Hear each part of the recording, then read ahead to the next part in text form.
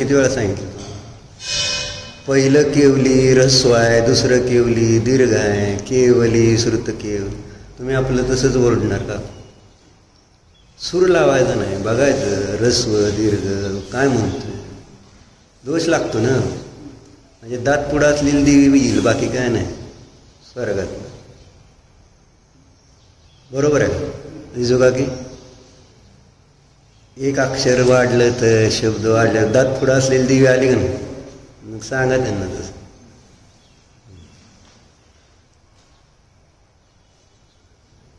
पहिला श्लोक चाललाय मंगलाचरण.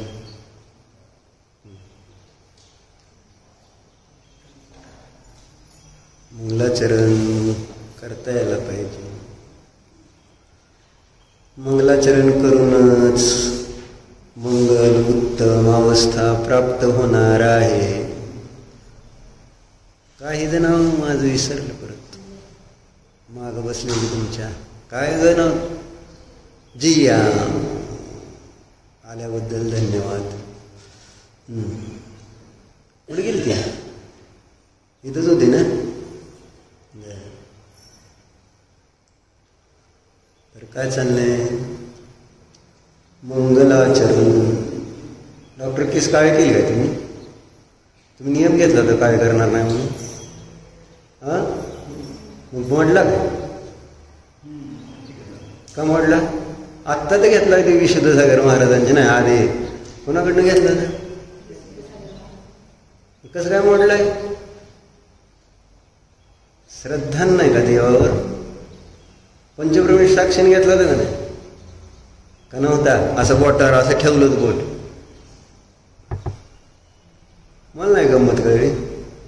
बरं अरिहंत शेत प्रतिक्रमण करा, प्रायश्चित्त घ्या आणि तसं करू नका राव. पाप लागतं, पापाचं फळ घ्यायचंच नाही ना. कोण म्हटलं म्हणून जबरदस्ती का आपल्याला? महाराज म्हटले म्हणून काय घ्यायला पाहिजे होतं का त्या दिवशी?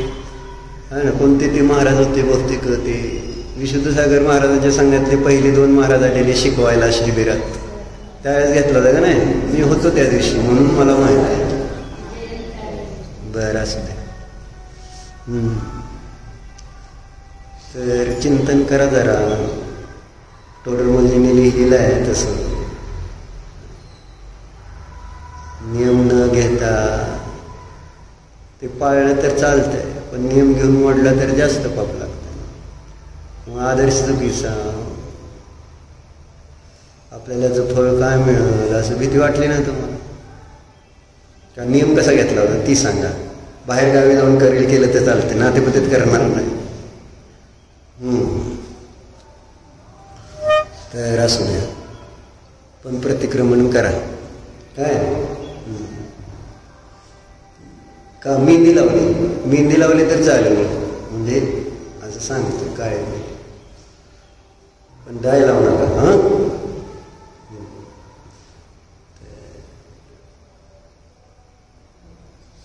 मंगलाचरण चांगलं असतं. मंगलाचरणच चांगलं आहे. संपूर्ण जीवनानेच मंगलाचरण आहे. खरं तर सम्यक ज्ञान मंगलाचरण आहे, सम्यक दर्शन मंगलाचरण आहे. आणि सम्यक दर्शन सम्यक ज्ञानासारखं दुसरं मंगलाचरण कोणतं आहे? इजुगाकी माझ्याकडे बघा.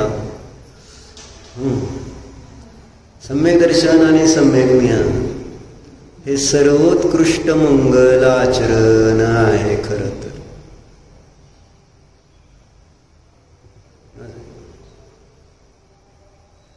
पण काय आहे ते सम्यक दर्शन आणि काय ते सम्यक ज्ञान कळल्याशिवाय कसं? काय सम्यक दर्शन आणि सम्यक ज्ञान? स्वरूप संबोधन मध्ये सांगितलंय, जसं आहे तसं श्रद्धान करणं आहे, जसं आहे तसं जाणणं, एवढं साधं आहे श्रद्धान आणि ज्ञान. सम्यक दर्शन आणि सम्यक जसं आहे तसं. आणि आमचा हट्ट आहे जसं आहे तसं न श्रद्धान करायचं आहे, न जसं आहे तसं जाणायचं. जसं आहे तसं सोपं आहे. काय अवघड आहे जसं आहे तसं जाणण्याला? उलट विपरीत जाणणं, विपरीत श्रद्धान करणं अवघड आहे. कारण तसं नसताना तसं करायचं ना. तशी वस्तू नसताना, जीव शरीर नसताना, शरीर जीव नसताना आपल्याला तसं श्रद्धान करणं अवघड जायला पाहिजे का नको? दोरी साप नसताना, साप दोरी नसताना तसं श्रद्धान ज्ञान करणं अवघड जायला पाहिजे का नाही? कारण जी वस्तू जशी नाही तसं त्या ठिकाणी जाणणं आणि श्रद्धान करणं, त्यासाठी आपल्याला कल्पना प्रयत्न करावा लागतो. जसं आहे तसं जाणण्याला आणि श्रद्धान करायला काहीच करावं लागत नाही, काहीच करावं लागत नाही खरं तर. पण अनादिकाळचा अभ्यास आहे ना, अभ्यास. कोणता अभ्यास आहे? इंद्रिय ज्ञानाचा अभ्यास आहे अनादिकाळापासून. इंद्रिय ज्ञानाने आपण डोळे नाक कानाचा वापर करतो जिया, आणि त्यामुळं काय होतं? जसं आहे तसं आपल्याला वस्तू समजत नाही. समजते का?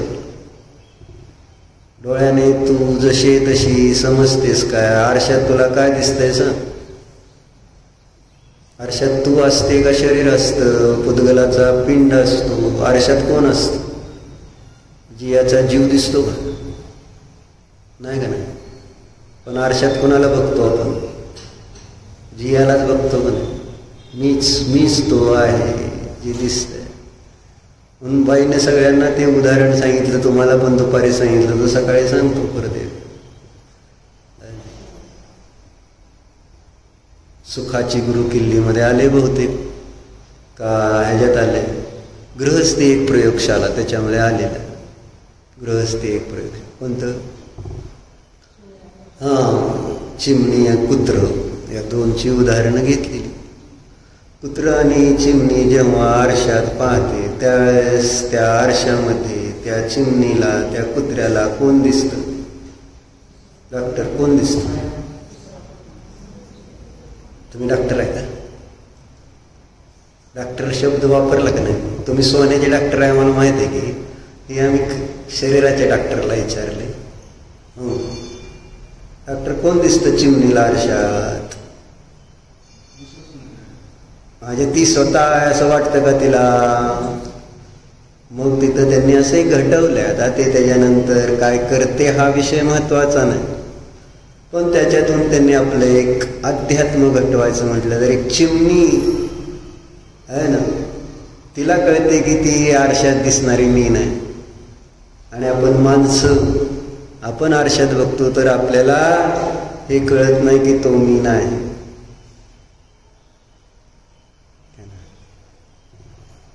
चिमणी हुशार आहे का तुम्ही हुशार आहे सांगा?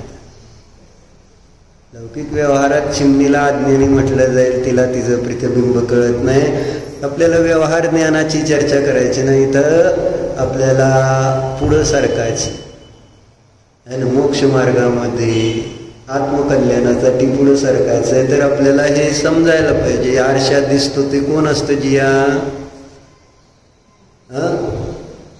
जड असतं. कोण असतं? शरीर असतं ना. कधी बघितलंय का पण? हा माझा प्रश्न.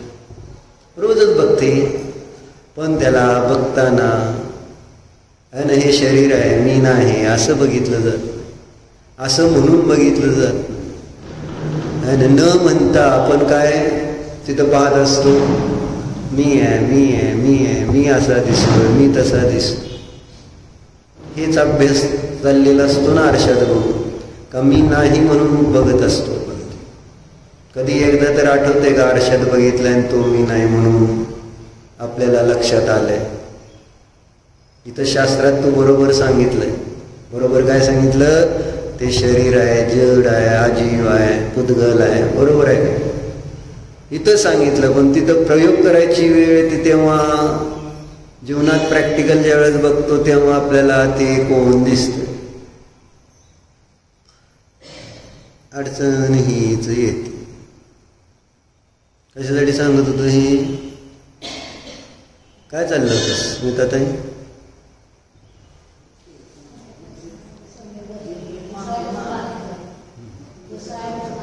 जसं आहे तसं, जसं आहे तसं आपण जाणत नाही. तर आपण इंद्रियाने जाणत असताना आपण जसे नाही आहोत तसं आपल्याला आपण आहोत असं वाटत राहत.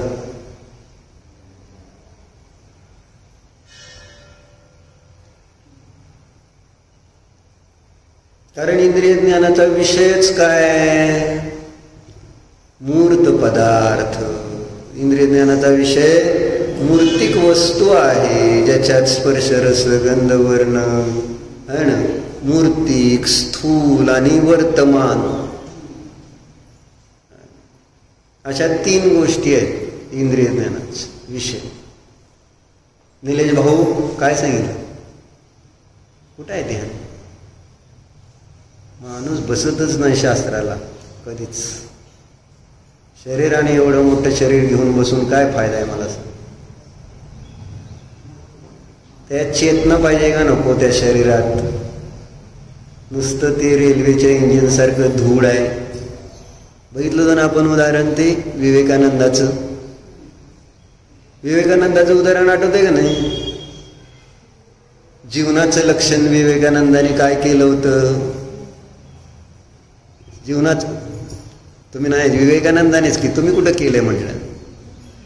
विवेकानंदाची घटना सांगितली का नाही? आठवतंय का नाही? जीवनाचं लक्षण विवेकानंदाने 3 गोष्टी केल्या होत्या का नाही? चेतना, बुद्धी आणि विवेक आहे ना. हे खरं तर जीवनाचं लक्षण आहे. नाही तुम्हाला माहिती? कोणाला? कोणच नव्हतं हे सांगताना? सांगितलं होतं ना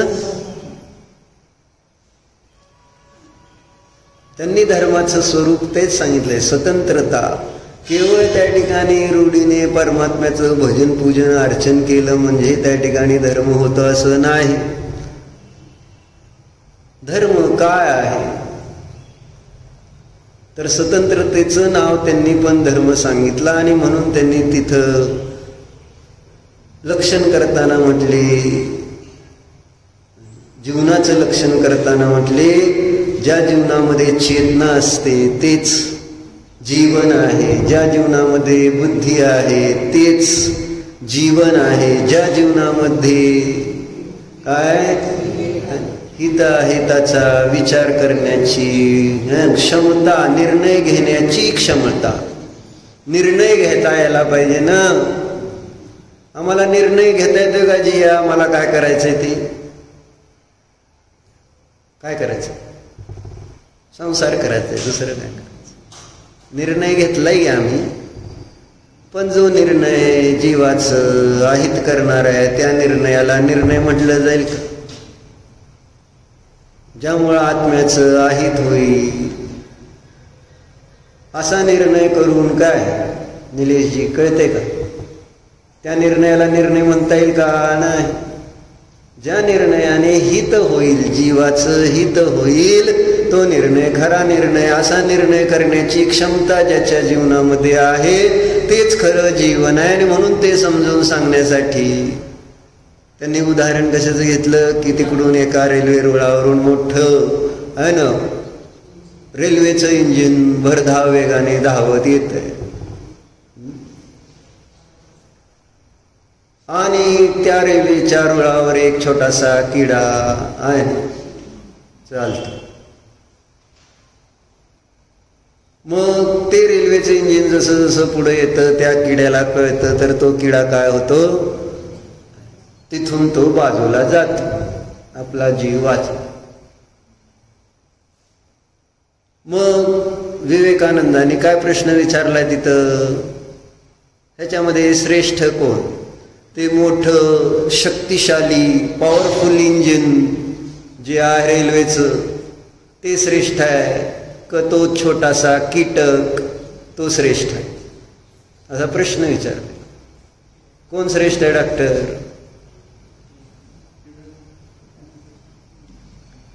काय बाई का किडा का? रेल्वेला काय महत्व नाही त्या इंजिनला एवढं मोठं आहे शक्तिशाली पॉवरफुल आहे. मग कळतंय नाही मग आपल्या चेतना कळू तर द्या की राव संसारात शरीरात भोगात कुठं चेतना नाही हे केव्हा कळणार आपल्याला?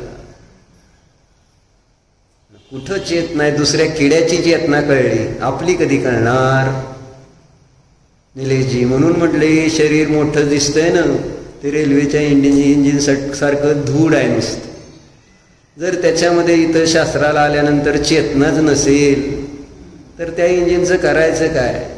स्वतःच्या बुद्धीनं ते इंजिन कुठं आहे ना इकडं तिकडं सरकणार आहे जाणार समोरनं दुसरं रेल्वेचं इंजिन आलं म्हणून ते रेल्वे इंजिन बाजूला सरकणार आहे का? त्या इंजिन दुसऱ्या रुळावर जाणार आहे का? त्याला कोणीतरी गाईड करावं लागेल त्यावेळेस ते इंजिन दुसऱ्या रुळावर जाईल मग ते धडकणार नाही. ती क्षमता त्याच्यामध्ये नाही. बरोबर आहे का? मोठा आहे म्हणून त्या ठिकाणी त्याचं महत्व आहे असं नाही. शक्तिशाली आहे म्हणून त्या ठिकाणी त्याचं महत्व आहे असं नाही. कशाला महत्व आहे? ॲटम बॉम्बमध्ये किती किती किती ताकद आहे माहिती आहे? न्यूक्लिअर बॉम्बमध्ये किती ताकद असते? नागासाकी आणि हिरोशिमाचं जर आपण बघितलं उदाहरण न्यूक्लिअर बॉम्बचं किती ताकद आहे ते तर त्यावेळेस नवीन संशोधन झालेलं. आता तर त्याच्या परवा सांगितलं जर पाकिस्तान भारतात युद्ध झालं आणि न्यूक्लिअर बॉम्बचा ही जर उपयोग केला तर कोणच राहणार नाही आणि जे राहतील ते कोसतील त्या जीवनाला. मी का मिळलो नाही म्हणून अन्न उगवणार नाही आणि 1 वर्ष 2 वर्ष नाही हजारो वर्ष अन्न येणार नाहीत पिकणारच नाही. इतकी पट ताकद वर्तमानातल्या न्यूक्लिअर एनर्जीमध्ये. कोण भारी? न्यूक्लिअर एनर्जी भारी का ज्या जीवामध्ये चेतना आहे ती भारी? कोण भारी? डॉक्टर सरळ आहे सरळ कळतंय. त्या न्यूक्लिअर एनर्जीला स्वतःच काही ज्ञान नाही. किती जरी ताकद असली तर स्वतःच काय आहे का बाबा मला आता काय त्या ताकदीचं कार्य करायचंय उपयोग करायचाय असं ती स्वतः काही करत नाही. ज्यामध्ये चेतना आहे असा जीवच त्याला डायरेक्ट करतो म्हणजे डायरेक्शन देतो.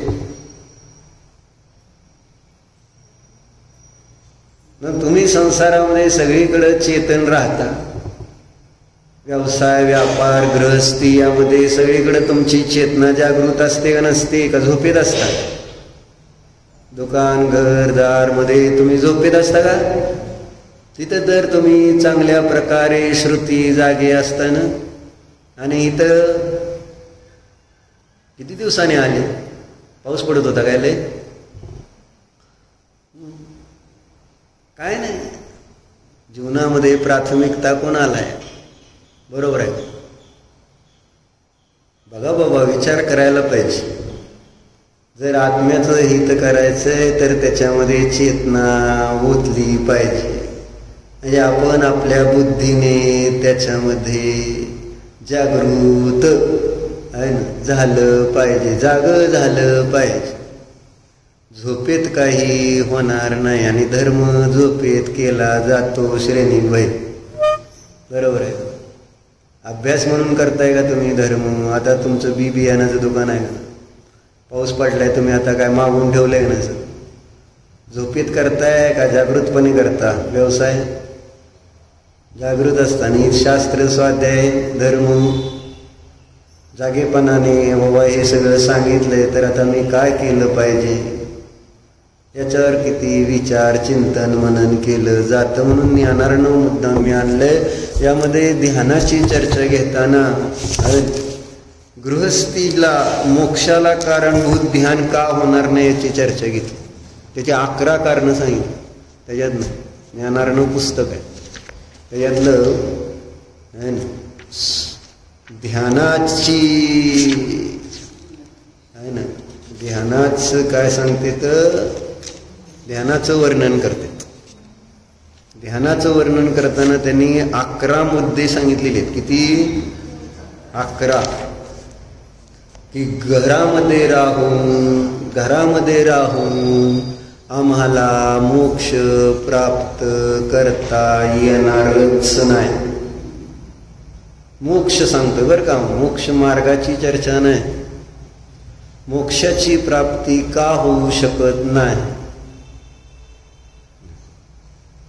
मग त्यांनी काय सांगितलं बघ. पहिला मुद्दा त्यांनी सांगितला कि सैकड़ों प्रकार के कलहों से दुखित चित्त होने से आत्महित की सिद्धि नहीं होती है. पहिलं काय कारण आहे? सैकड़ों प्रकार के कलह से दुखित चित्त. चित्त कधी तपासले? चित्त म्हणजे मन. किती प्रकारच्या दुःखाने ते कलुषित त्रासलेलं आहे का नाही? काय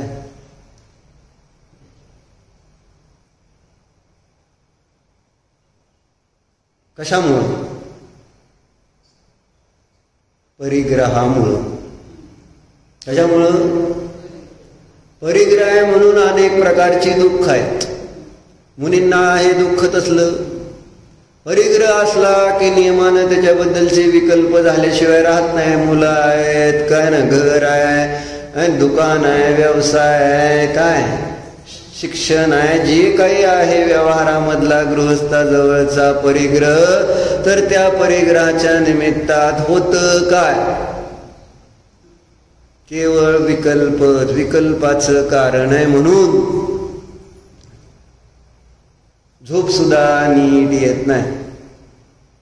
येते काय? म्हणून इथं सांगितलं की गृहस्थाला मोक्षाला जाण्यासारखं ध्यान का होणार नाही? तर सैकड़ों प्रकार के कलहों से इसका चित्त दुखित रहता है, और अगर वह ध्यान करने बैठे तो होगा क्या? काय हो? ते विकल्प बाहेर पडतील, मन एकाग्र होत नाही, उपयोग लागत नाही.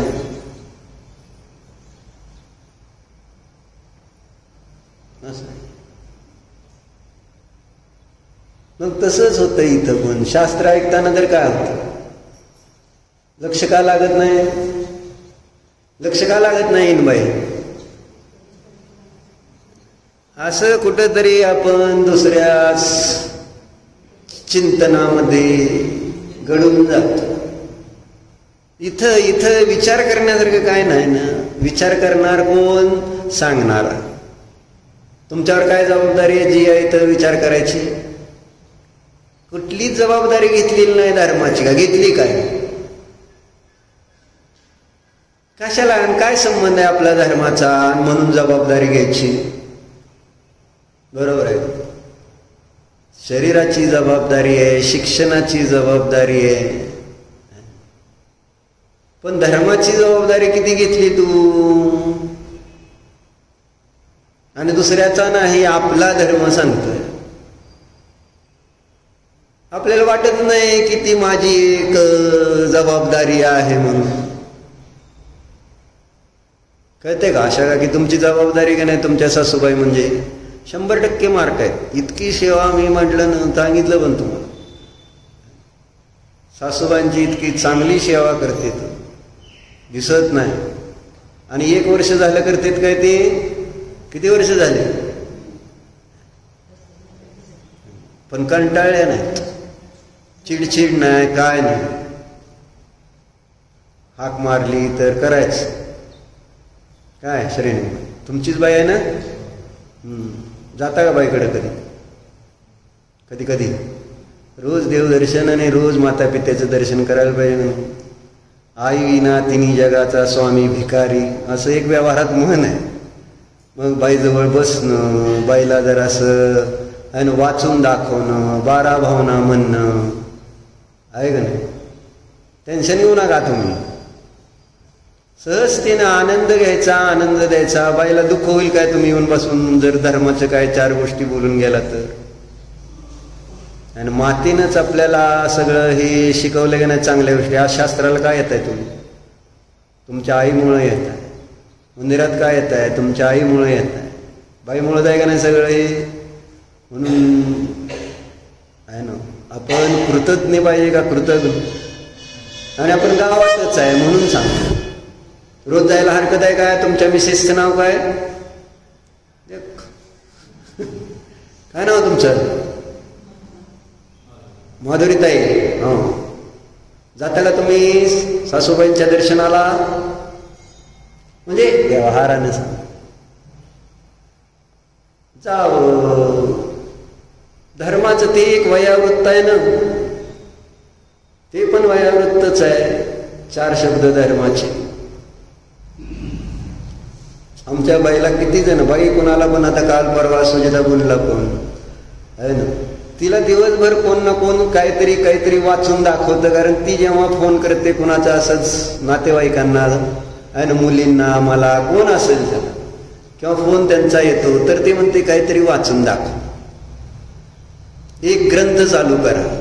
तिची नातवं तिला वाचून दाखवतेत, नातसुना वाचून दाखवतेत, मुलं वाचून दाखवतेत, मुली वाचून दाखवतेत. 2 टाइम प्रवचन ऐकते, 1 टाइम मामाचं प्रवचन ऐकते. तिथं त्या साधर्मी जातेत सांगायला. दिवस सगळा इतका चांगला धर्मी ध्यानात जातो तिथं.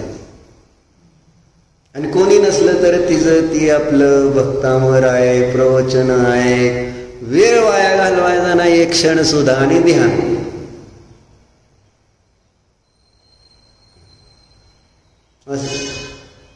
म्हणून लावून घेतला मी फोन. कळलं? जिज्ञासा असते. वेळ अशुभ ध्यानामध्ये जायला नको. नाहीतर अर्ध ध्यान करणार पडल्यावर माणूस एकटा असल्यावर काय करतो? एकटा आहे, धर्माचं त्या ठिकाणी सोबती नाही आहे धर्मासारखा, तर करणार काय? काय करता? अर्ध ध्यान. गिरायक सुन सुन सुन सुन सुन, सासू सासू सासू, म्हणजे असं काहीतरी अर्ध ध्यान चालतंय का नाही? एकटा असल्यानंतर का? मग सरेनी बाई आजपासून मातेचं दर्शन करण्याचा नियम करता काय? काय तुम्हाला तिथं घरात जायला परमिशन आहे ना का? काय तिथलं घराचं वांद आहे? नाही, काय कळस असं होतं, बाकी काय नाही. काय नाही ना तसं. आणि सगळं सोडायचं. तसले काहीच विकल्प करायचे नाही. धर्मापुढं कसलाच विकल्प राहिला नाही पाहिजे. अशा का की तुम्ही त्यांना आमंत्रण द्याच, म्हणा या म्हणा की श्रेणी भाई या रोज जेवायला. नाही, जेवायला नको, जेवायला म्हटल्यावर येतील. आणि त्याबरोबर बाईला पण सांगते, माधुरीताई तुम्ही पण येणार काय असं विचारते. जाणार काय? जावा जावा, चांगलं असतं, माता चांगली असते.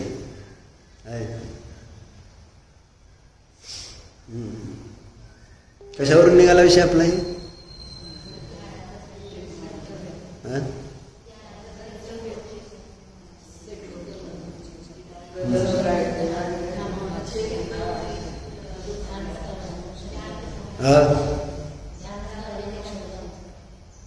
काय करायचं?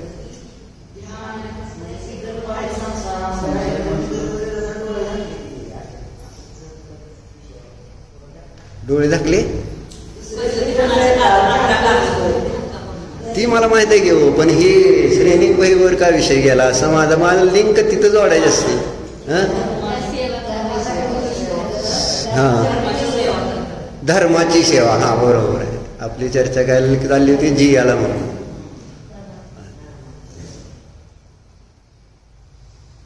जबाबदारीवरनं विषय नाही गेला तर मलाच आठवलं सगळ्यात शेवटी. जबाबदारी ही म्हणत होतो ना, जबाबदारी. मग आशा काकीला म्हटलं, आशा काकीने आपल्या सासूची जबाबदारी कशी घेतलेली आईसारखी असं सांगत होतं. तसं जिया तुला म्हणत होतं ना, धर्माची जबाबदारी घेतली का तू? धर्म तो सुद्धा एक माझं है ना, माझं एक कर्तव्य आहे. मुलांची जबाबदारी आपण घेतो, डॉक्टर, बायकोची जबाबदारी आहे, दवाखान्याची जबाबदारी आहे. किती जबाबदाऱ्या तुम्ही घेतलेल्या आहेत. एक धर्माची आहे का? त्याला कुठेतरी जागा आहे का धर्माच्या जबाबदारीला? म्हणजे त्याच्यासारखं जेवढं त्या ठिकाणी तुमची मुलं बाळ पैसा अडका हे सगळं दिसतंय बाहेरचं, त्याच्यासारखी जबाबदारी मी धर्माची घेतली का असं मला म्हणायचं. आणि जबाबदारी घेणार ना तर त्याच्यासाठी समर्पण असतं. ॲटोमॅटिक त्याची सेवा केली जाणार ज्या पद्धतीने असेल त्या पद्धती. बरोबर आहे. म्हणून एक धर्म नावाची वस्तू आहे रेणीबाई. माता आहे का नाही? तसं धर्म आहे.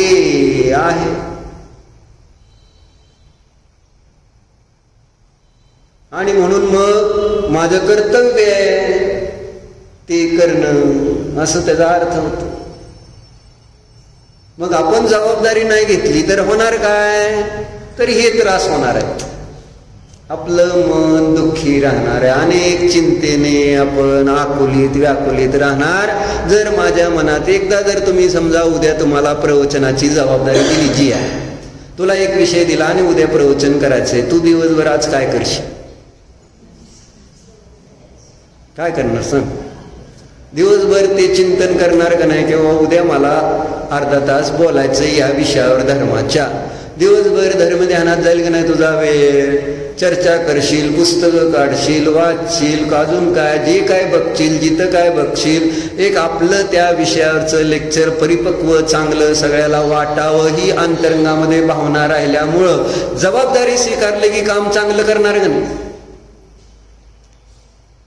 म्हणून म्हणतो धर्माची जबाबदारी स्वीकारली तर ॲटोमॅटिक परिणाम चांगले राहतील. दिवसभरामध्ये तुम्ही बाकी कुठलंही काम करताना तुमचं लक्ष राहणार नाही अशुभापासून, आपोआप वाचणार का नाही? म्हणजे अशुभ भाव नको म्हणायचा काय विषय येत नाही, अशुभ येणारच नाही मनात. कारण चिंतन काय चालण्यासारखं. कोणाकोणाला जबाबदारी घ्यायची धर्माची सांगा. रोज 5 मिनिटं बोलायचं एका विषयावर. 5 मिनिटं जरी बोलायचं म्हटलं ना जबाबदारी तरी सुद्धा टेन्शन. 5 मिनिट जरी बोलायचं म्हटलं तर तुमचं दिवसभर लक्ष तुमच्या अशुभात जाणार नाही. पाप बंधापासून पाप आश्रव किती वाचतील सांग? इतकं सोपं आहे. पण जबाबदारी महत्वाची आणायची या केव्हा घ्यायची? म्हातारं झाल्यावर, बाई एवढं झालं, मम्मी एवढं झाल्यावर येणार आहे? म्हणजे काय त्याला टाइम काय आहे का? कधी घ्यायचे? आज आत्ता घ्यायला पाहिजे. जर मला आज आणि आत्ता सुखी व्हायचं असेल तर मी आज जबाबदारी घेतली पाहिजे आणि आत्ता जबाबदारी घेतली पाहिजे. निलेशजी काय नाही आहे ना तुमची दुसरी जबाबदारी. मला माझा घरचा अभिषेक असतो, माझा घरचा स्वाध्याय असतो, मला घरच्या नोकरवाळे असतात. घरचंच होय सगळं, देवाचं काहीच नाही, सगळं घरचं आहे ना. घरचा अभिषेक असतो, देवाचा नसतो, घरचा.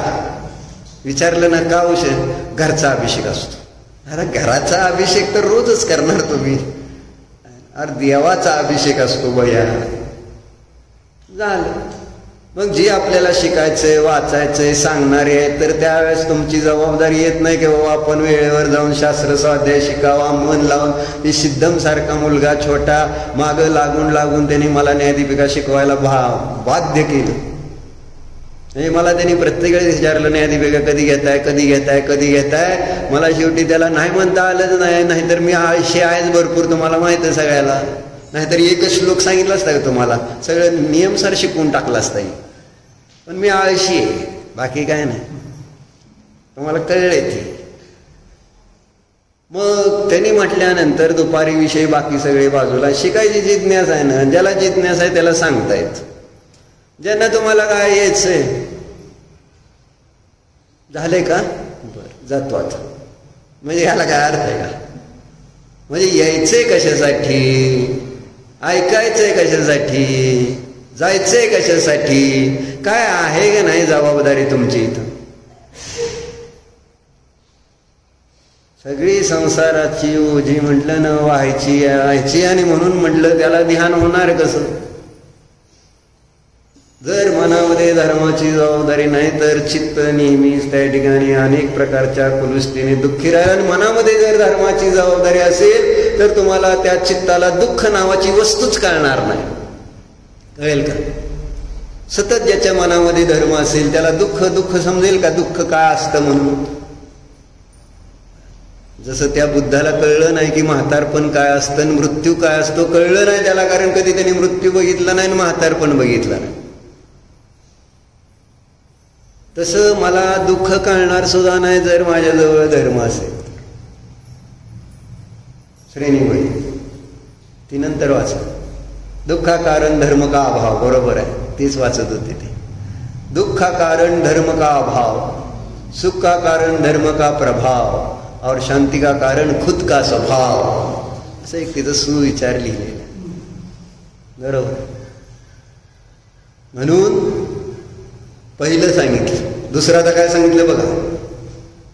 धनादिक की दुराशा रूपी पिशाची से पीड़ित मनुष्यों के आत्महित की सिद्धि नहीं होती. काय म्हटले डॉक्टर, काय म्हटले श्रेणीबाई. धनादिक की दुराशा रूपी काय हाडळीन म्हणायचं का, काय म्हणते त्याला, पिशाची बरं आहे का. बरं, स्त्री भूताला हाडळ म्हणते तू व्यवहारात. अजून दुसरा कोणता शब्द आहे. पिशाची शब्द कळतोय का.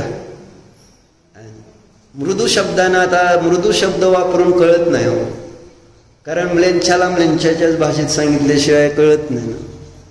हे चांगले चांगले गोड शब्द वाटले त्यांना वाटणार माझी कौतुकच केलं का पिशाची म्हटले म्हणजे.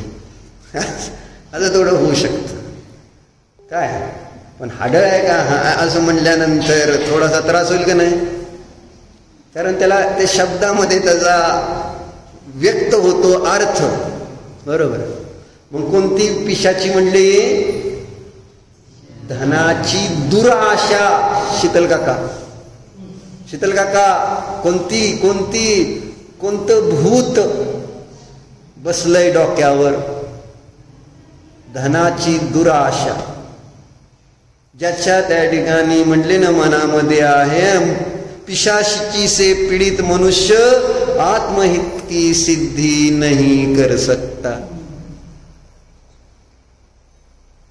काय रे होती काय लिहिलंय वाक्य. दुसरं काय आहे कारण आत्मसिद्धी न होण्याचं. काय सांगितलं दुसरं कारण.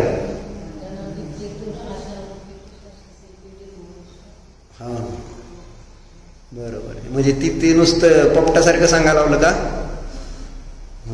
मराठीत सांगितलं तर चाललं असतं ना. धनाची दुराशा आहे ती चांगली आशा आहे असं म्हटलं नाही. धर्माची ही चांगली आशा असते. बरोबर. पण धनरूपी दुराशेला त्यांनी उपमा दिलेली आहे पिशाचीची. आणि आशाने पीडित असलेला त्रासलेला. आता पीडा सुरू होईल की नाही. ती सुरू करतीच, आता चावी मारतीच. रविवार आहे म्हणून काय नाही, 10 वाजता ती बरोबर तुम्हाला चावी लावते आणि मग ते तुम्हाला बरोबर इथनं तुमच्या दुकानात घेऊन जाते. कोण घेऊन जातं? हाडळ. माहित आहे का? त्याच्या वश झालेला मनुष्य चांगल्या प्रकारे कसं कसं आत्म्याचं ध्यान करेल. दुसरं सांगितलं. तिसरं आता काय सांगते बघा. प्रतिक्षण स्त्रियों के नेत्रों रूपी चोरों का है उपद्रव जिसमें, है ना, ऐसे इस गृहस्थाश्रम में अपने आत्महित की सिद्धि नहीं होती है. काय सांगितलं तिसरं? का आत्म्याच्या हिताची सिद्धी होणार नाही. स्त्री न पुरुष, पुरुषाने स्त्री समान असं लावून घ्यायचे. काय दिलं त्यांनी? स्त्रियों के नेत्र रूपी चोर. बरोबर आहे. आणि त्या चोरांच्या द्वारे उपद्रव होतो का नाही. म्हणून आपण म्हणतो पण त्या पूजनामध्ये, दिनरात वासना में स्वामी, काय नाही, दिनरात वासना में रहकर काय मेरे मन ने सुख माना. पुरुष नाही तेच आहे का? पुरुषत्व गमाया पर उसके छल को ना पहचाना. हाँ, माया ने डाला जाल प्रथम, कामुकता ने फिर बांध लिया उसका प्रमाण, यह पुष्पबाण ला करके प्रभुवर भेट किया. असं एक पूजनामध्ये छंद येतो पुष्प चढवताना. माया ने डाला जाल प्रथम. बरोबर आहे. मग आत्मसिद्धी कशी होणार असा प्रश्न.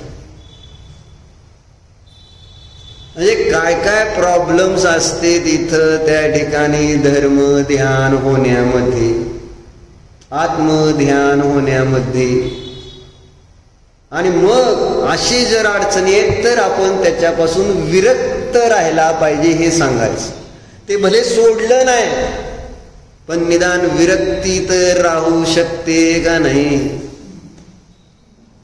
आणि हे समजलंच नाही तर मी त्याच्यापासून विरक्त राहणार काय. किंवा धनरूपी पिशाची आहे दुराशा रूपी, हे स्त्री रूपी नेत्र चोर चोर असं म्हटले, चोर आहेत म्हणून सांगितलं. आणि त्याद्वारे काय होतंय, हा निरंतर आकुलित राहणार. 3 झाले. 4थं काय सांगते बघा. निरंतर पीड़ा रूप आर्त ध्यान की अग्नि के दाह से दुर्गम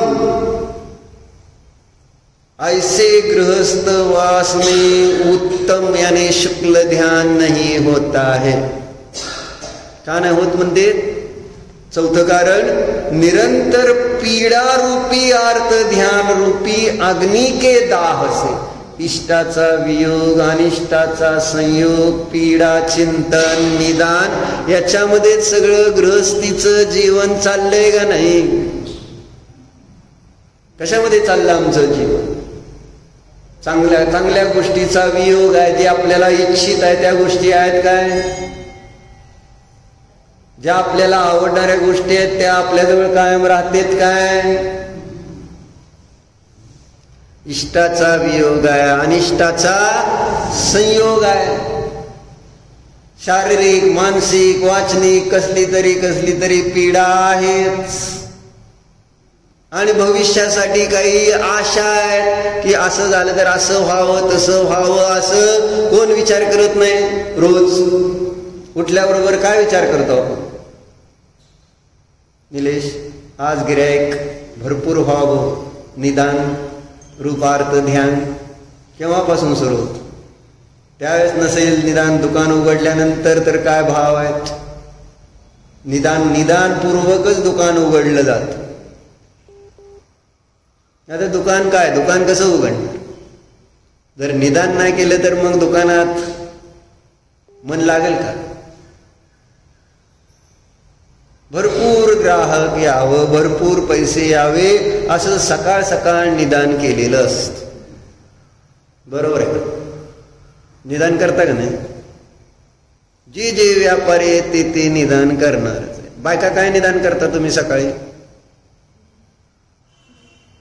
सासू विचार करत असेल आज सून माझ्या म्हणण्याप्रमाणे वागावी, बरोबर आहे का निलिमा?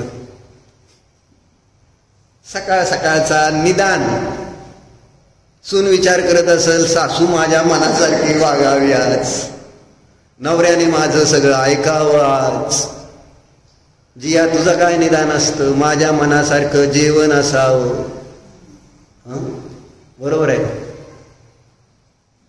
अरे प्रत्येक जण काही ना काही निदान सिद्धम.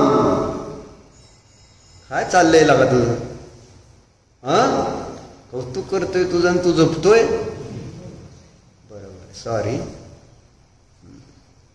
कोणच कबूल करत नाही, पण नाहीच की मग तू झोपलाच नाहीये, मी कुठं काय म्हणतो? मी कबूल करत नाही आहे की तू झोपला नाही आहे म्हणून, असं मला म्हणायचं, बाकी काय नाही. काय झालं दिस? चौथं आर्त ध्यान है ना, आणि दुसरं आहे रौद्र ध्यान. शुभा. दोन प्रकारचं ध्यान गृहस्थाचं चाललेलं असतं, आर्त आणि रौद्र ध्यान. दिवसभरात काय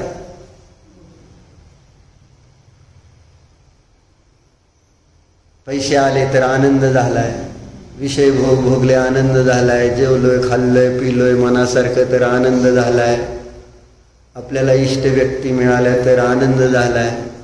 म्हणजे अशा पद्धतीचं रौद्र ध्यान चाललेलं आहे.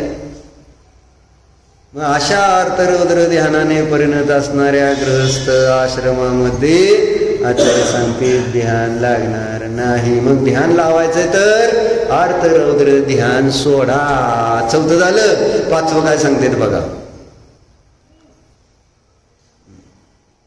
काम क्रोधादि की कुवासना रूपी अंधकार से विलुप्त हो गई है नेत्रों की दृष्टि, जिसमें चौथं काय पाचवं काय काम क्रोधादि रूपी ज्या कुवासना आहेत त्या कुवासना रूपी अंधकारामुळे काय झालेलं आहे. अंधकारानं काय होतं, अंधारामुळे काय होतं दिया,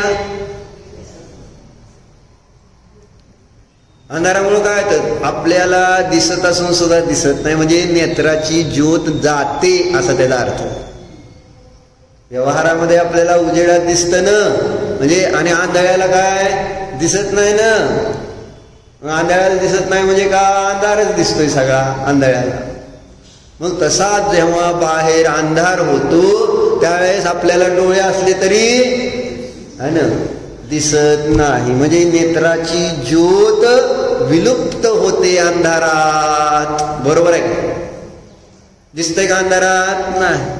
मग तसं इथं कसला अंधार म्हटलं, इथं कषायांचा अंधकार. आणि त्या कषायाच्या अंधकारामध्ये ज्याची कसली म्हटलेली आहे ना विलुप्त हो गई है नेत्रो, म्हणजे विवेकाची दृष्टी नष्ट.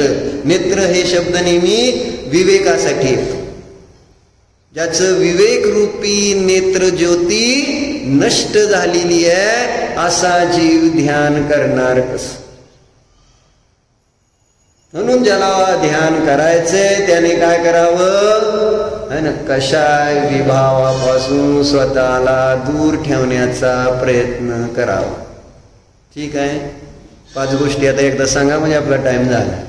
5 गोष्टी कोणत्या सांगितल्या की ज्यामुळं आपलं परिणाम आहे ना, आपली चेतना विलुप्त होते. काय झालं होतं, आपलं चेतना जीवनामधली चेतना निघून का गेलेली आहे. पहिलं कारण सांगा डॉक्टर. थांबा थांबा, डॉक्टरला मी विचारले. पहिलं कारण सांग की ज्यामुळं आमची चेतना लुप्त झाली, आमचा धर्म लुप्त झालेला आहे.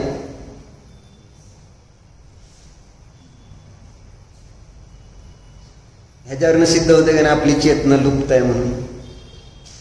म्हणजे आपल्याला लक्षात राहत नाही की बाबा नेमकं कोणत्या कारणाने मी नष्टोय. म्हणजे आपण बुद्धी आहे ना, किती आपली प्रमादी झाली की या गोष्टी आपल्याला एकदा सांगितल्यावर लक्षात राहत नाही, परंतु संसारातली गोष्ट न सांगता पण लक्षात येते का नाही. आणि इथं वाचून दाखवलंय, साक्षात अनुभव आहे आणि तरी सुद्धा मला लक्षात राहत, कारण मला त्याचा आहे ना नाश करायचा आहे का नाही. त्याला जर मी माझं जीवन समजलं असेल तर मग मी म्हटलं ना, जबाबदारीच नाही घेतली मी जर, तर जिया. मग सांग पहिलं कारण काय, ज्यामुळे आपली चेतना लुप्त होते, आपल्या धर्माबद्दलचं जे रुची आहे, श्रद्धा आहे, आवड आहे, ते त्या ठिकाणी कोण नष्ट करतं. तुम्ही जाणे, देव जाणे, आम्ही काय जाणे. माधुरीताई, तुम्हाला काय सांगितलं होतं मी, आज सासूबाईंचं दर्शन घ्यायचंय, माहित आहे ना. नियम घ्यायचा आहे काय सासूबाईंच्या दर्शनाचा, देवाच्या दर्शनाचा नियम घेतो आपण, सासूबाईंच्या दर्शनाचा पण नियम द्यायला काय हरकत नाही. कादंबरीताई का चाललाय, का दुकान उघडायचंय, ते बघा कंटाळला काय.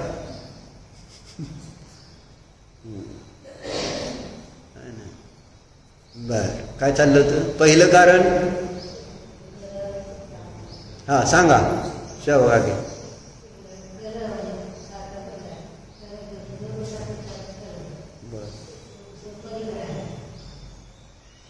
बरोबर, काय कसला कलह, कुठं कलह. मग आता रेवती की सारखं जर तुम्ही लिहून घेतलं असतं तर आता ते बरोबर हिंदीत वाचून दाखवतील. पहिलं हा काय, शेकडो क्लेश. हा बरोबर, जर मनामध्ये अनेक प्रकारचे क्लेश असतील तर त्या ठिकाणी आपलं चित्त धर्मध्यानामध्ये लागणार कसं. दुसरं कारण नीनबाई सांगा.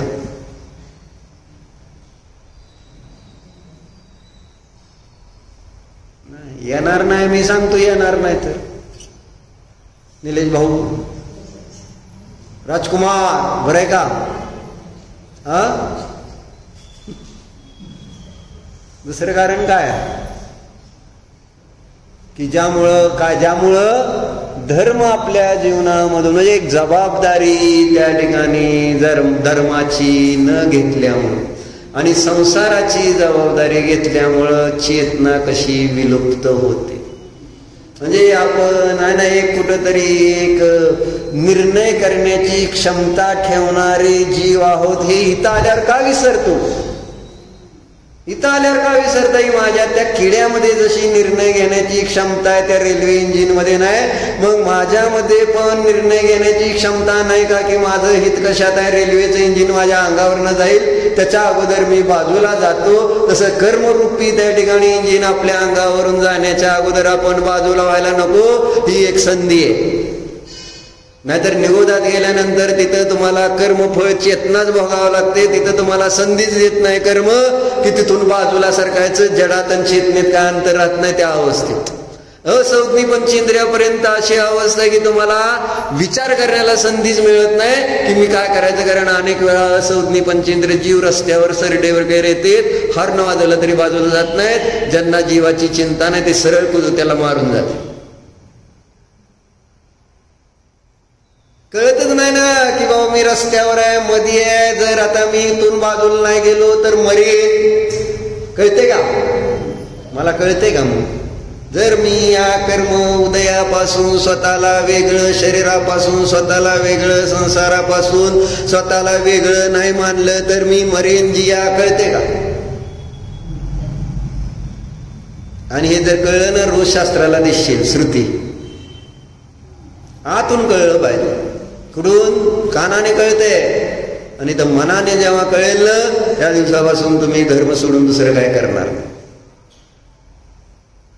आणि नाही धर्म करत असताना सुद्धा आतमध्ये धर्माची धारा प्रवाहित राहील, तेव्हा हेच बरोबर आहे, बाकी सगळं करण्यायोग्य नाही. आसक्ती राहणार नाही संसाराची. बस करू आपण. 5 कारण आता कशी करायची डॉक्टर? दुसरं कारण काय आहे ना? धनरूपी काय? दुराशारूपी पिशाची. ज्याच्या मागे लागली त्याला त्या ठिकाणी त्याची चेतना नष्ट होती. बरोबर आहे? बस झालं. सोडू ना? सोडा म्हणते आशा. आता भक्ती माग लागले तेव्हा आता इथं बसू शकत नाही. ओम नमो भो प्रभू मी मनोचन काय प्रकारे मोदन सर्व समारंभ क्रोधमान माया लोक प्रमाद इत्यादी विवाहांच्याद्वारे माझ्या करून भगवान खऱ्या देवी शास्त्र गुरु यांचा विनय घेतलेल्या व्यतिक्रम अतिचार अनाचार दोष लागले केंद्रियापासून पंचेंद्रियापर्यंत ज्या काही जीवांची हिंसा झाली स्वाध्याय करीत असताना घडलेले या सर्व दोषाविषयी मी पश्चाताप व्यक्त करून क्षमा. हे माझे सर्व दोष मिथ्या हो, मी माझ्या मध्ये राहो. या सर्व दोषाविषयी मी प्रायश्चित्त माझं काय आहे?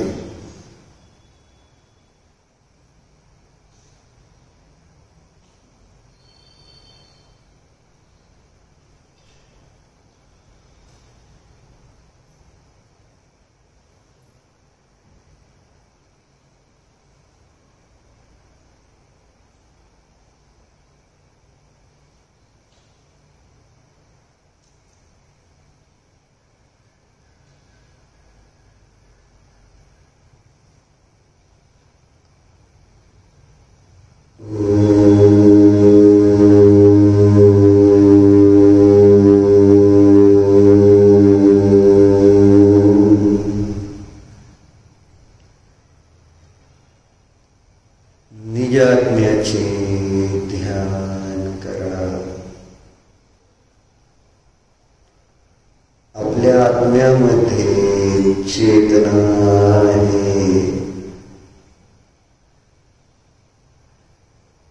मी चेतनमय आत्माच आहे.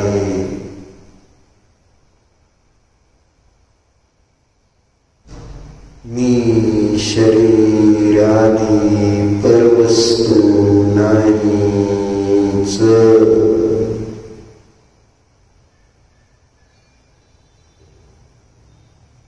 माझ्यावर माझ्या आत्म्याच्या कल्याणाची जबाबदारी आहे. म्हणून स्वला जाणं. निजात्माच आपला आहे.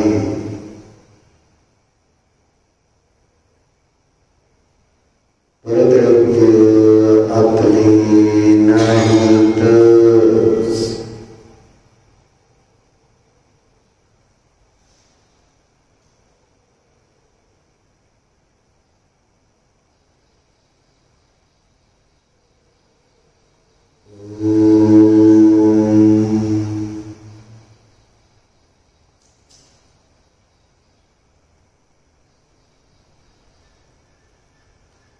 So